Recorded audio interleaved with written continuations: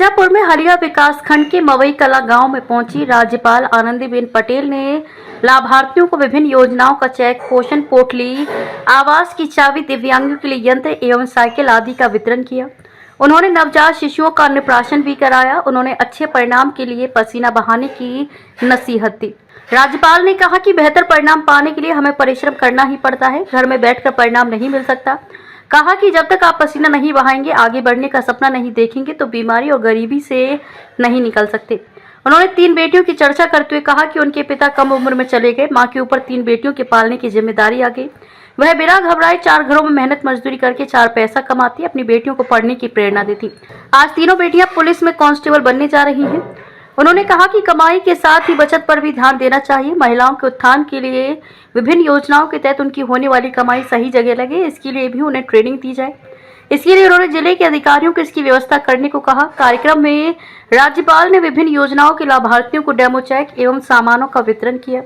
कार्यक्रम में केंद्रीय मंत्री अनुप्रिया पटेल, ऊर्जा प्राप्त राज्य मंत्री सोहनलाल श्रीमाली आदि मौजूद रहे। आज अलग अलग प्रकार की योजनाओं का लाभ, चेक वितरण, पोषण पोटली, टीकाकरण, ये सब कुछ और मैं दिव्यांगों के लिए साइकिल प्रदान की रही।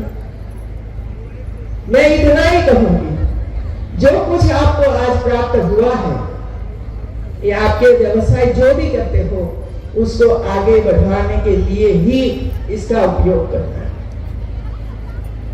मैं अधिकारियों को भी यही कहूंगी, जिसको आपने दिया है आज, तो आपके पास फॉर्म भरा हुआ होगा, इसमें से कितनी इनकम हमें मिलती है आज, ये सब कुछ इसमें होगा।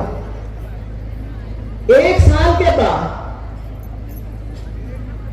आपने जितने लोगों को आज वितरण किया, 1 साल के बाद फिर से वे लोगों को बुलाइए और पूछिए क्या किया। आपको 5 लाख रुपया दिया था, क्या आपकी इनकम बढ़ी, क्या आपने साधन खरीदे, क्या आपने किसी को रोजगार दिया, क्या आपने कुछ बचत की, क्या इसका उपयोग बच्चों की शिक्षा में आगे बढ़ा रहे हो। मैंने आज एक महिला को पूछा, क्या आपके बच्चे पढ़ते हैं? उसने शान से मुझे कहा कि हाँ पढ़ते हैं। कहाँ पढ़ते हैं? तो उसने ये कहा BHU में पढ़ते हैं, BHU काशी में। तो ये सोच हमारी होनी चाहिए कि मैंने तो मजदूरी की, मैं खेतों में गई, रात ये तालाब की खुदाई भी की, लेकिन मेरे परिवार के बच्चे बच्चियां उसको ये काम नहीं करना है और मैं नहीं करने दूंगी, और इसी वजह से उसको आगे बढ़ाऊंगी, उसको शिक्षा दूंगी और वो ही आगे बढ़ेंगे। मित्रों, आपने जो मजदूरी की है, ये आपके बच्चों को आगे बढ़ाने के लिए इतनी मजदूरी आप कर रहे हैं। खाना तो आपका वही होगा, लेकिन बच्चे आगे बढ़े इसके लिए हर हमेश माताएं सोचती रहती हैं। लगभग 4 दिन पहले टीवी में कार्यक्रम आता था, तो 3 ऐसी लड़कियां थी, परिवार में 3 बेटियां, कोई बेटा नहीं, विडो माता, छोटे छोटे बच्चे छोड़कर पिताजी चले गए। अब 3 बेटियों की जिम्मेवारी माता के सिर पर आती है, लेकिन मां घबराती नहीं है। हिम्मत पूर्वक 4 घरों में जाकर कचरा पोटा करना, रसोई का काम करना, और इसमें से जो पैसे मिलते थे, इसमें से बेटियों को पढ़ाती थी। जब पुलिस डिपार्टमेंट का एक एड आया